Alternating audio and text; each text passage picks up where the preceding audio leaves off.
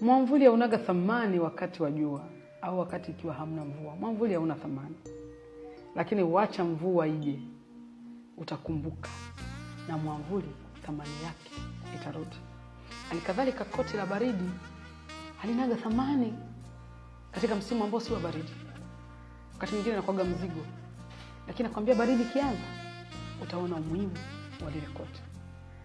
Sasa tunafanyaje? Ukiwa na koti, litunze.